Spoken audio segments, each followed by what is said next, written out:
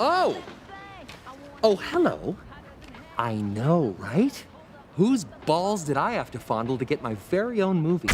I can't tell you, but it does rhyme with Pulverine.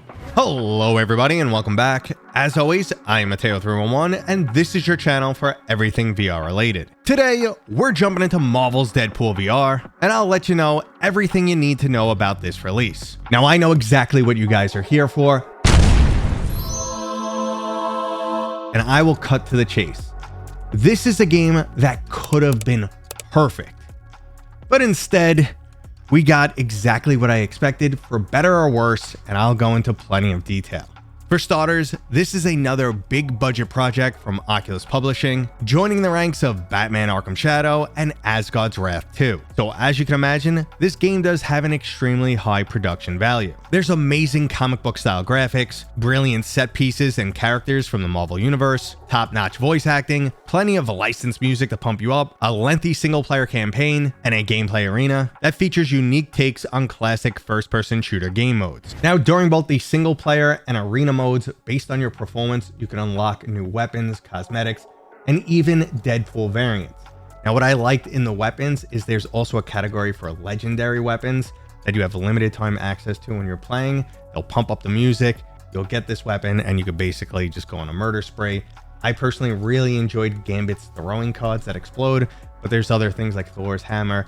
It's definitely a highlight moment that really pumps you up. Marvel's Deadpool VR has also delivered some of the most intense moments I've ever experienced in my 10 years of playing VR. Right off the bat, this game drops you into the world's most deadliest car chase scene, and just a little bit of a warning here, it might be a little overwhelming to VR noobs. Now the game is quite aware of that, notifying players that if they can't handle this experience, they can hold down A to skip it. But once you get your VR legs under you, I recommend you come back and try it because it is absolutely brilliant. During this scene, I was kicking my feet like a little kid, dancing to the music, dancing with my guns, shooting guys, just shooting to the beat, having a really great time.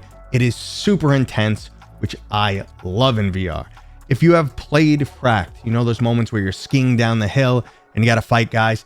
It is very similar to that, but 10 times better. It is just so much more intense, Michael Bay style explosions, cars flying over you, the camera moving all around. It's wild. It's easily one of the best VR intros I have ever played. I even appreciate the little things that they've added to this game, like Kid Pool, which is an option to remove all the curses in the dialogue, plus the ability to turn off licensed music, which I'm sure every streamer and content creator will appreciate. So there is absolutely no way people can call this a bad game. It has so much going for it. However, it does disappoint or just fall flat in certain moments. Now, I'm expecting the overall reviews and reception to this game to be all over the place. There will be some that absolutely love it and fall in love because they're finally getting those bigger experiences that are similar to what we get on console. At the same time though, I feel like others will be so turned off by the dialogue and pacing that they'll give up on this game altogether. And then finally, you have someone like me who enjoys the game for what it is, can see all the aspects that they nailed it, the high production value, the stuff I like in there. However, they played it too safe. There's nothing really new here. It just goes big. And that's it. And I just wanted a little bit more from this title, but let's slowly work the way up to my biggest complaint. And first up is the game's overall dialogue. Now the writing is excellent. It's witty and it also has plenty of gratuitous Deadpool style jokes in there, and it breaks the fourth wall constantly, makes fun of itself. But it does get a bit annoying, especially when there's cutscenes that you can't skip. There's plenty of lengthy scenes that you just can't skip. And I'm sitting there jamming A, holding A, and I'm like, enough already. Let's get back to the combat. And the main issue here is really just the delivery, because you're stuck in one spot listening to someone drone on and they're not letting you skip it. Now, generally, I'm not the type of person who would ever skip a cutscene, but they're breaking a cardinal rule of VR storytelling, which is never force the player to stay in one spot listening to a single character drone on and on. But this definitely doesn't ruin the overall experience, and if you're a huge Deadpool fan, you'll probably enjoy it. It does, however, kill the pacing. And sadly enough, it seems like both the writers and the developers noticed this, but the only thing they did to rectify the situation is to make fourth wall breaking jokes about it. Now, while it felt disrespectful to the game, I was honestly jamming on the A key at certain points because I was just like, let's go. Can we move on, please? and I do not know why some scenes are skippable and others are not. But my biggest complaint, and what will most likely break the hearts of many people watching this video, is the weakest aspect of this game is the actual combat. A quick spoiler-free example, there's a part in the game where they give you 4 back-to-back fetch quests. And they sit there and joke about, it's a fetch quest, the player's annoyed, can we speed this up? This is exactly what I'm feeling. And you're sitting there making us do this. You know it's tedious, you know it's annoying. The joke is not enough to pull you past that point of tedium, unfortunately. Now, they at least semi-rectified this by encouraging you to kill with style. There's a whole bunch of different ways to end your enemies, including everything from popping heads off, Michael Bay-style explosions, a constant stream of bullets, or even a few more extreme methods on how you could take out your enemies. Enemies are super spongy. There's no physics at all, like everything clips to another. Weapons feel completely weightless. So you just go up to guys with your katanas and just kind of do this like a madman. And everything feels super scripted. Like, hold these up to block. And then now's your opportunity to kind of like grab the gravity gun and flick the guy. Shoot him a bunch of times, kind of kill him. Personally, I am really enjoying this game. I'm just a little disappointed. Now, before we move into a little spoiler-free gameplay montage, I just want to give you guys my final thoughts, so you know if you should spend $50 on this Quest 3 and 3S exclusive. Well, it has a lot going for it. It is got a massive production value, excellent graphics, voice acting, you name it. Like, this game delivers. It also has some extremely intense moments that I loved, some highlights from my 10 years in VR, but it also has pacing that goes sideways. It has dialogue that's probably going to annoy a bunch of people, and unfortunately for me, the worst part is the combat. Combat's not bad. It's fun. It just brings nothing new or special to the table. It feels a little bit too confined. They want you to do certain things at certain times. There's no physics. So it's a detraction of the really good combat we sometimes get in VR. And now let's just jump into a few additional clips so you could see everything I was talking about. Hey, man, how are you? I'm good. I'm good. Thanks. Thank you. How are you, sir? Doing good, thanks.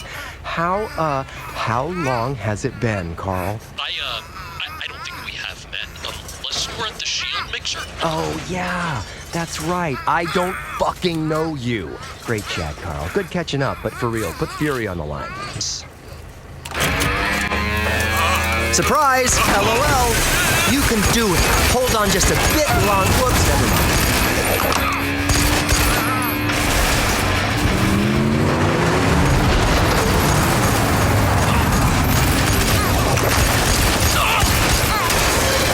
And send in the clown cars. Ultimatum party crashers, Carl. Hard to say. They're all clones with the same 3D model. That isn't good. It's good for the gold brickers who didn't have to do any extra work.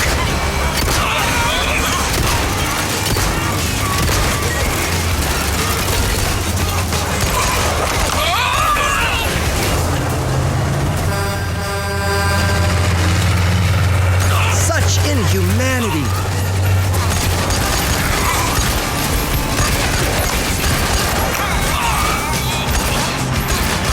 By the way, great job, random driver. You perform really well under stress and duct tape. I'm sure your remains will get a promotion or something when all this is over.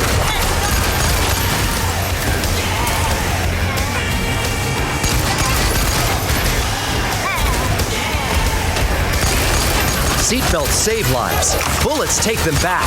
Eat this. Ask your mother, Carl. I jumped her big last night. My mother's dead. Fuck yeah!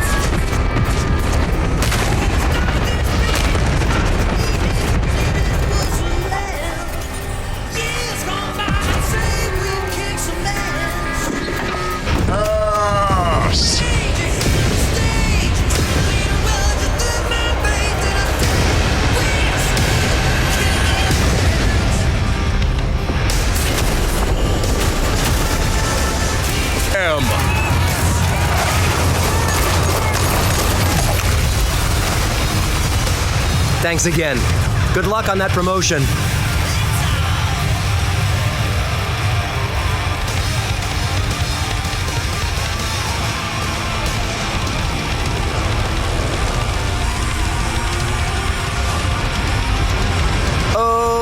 shit.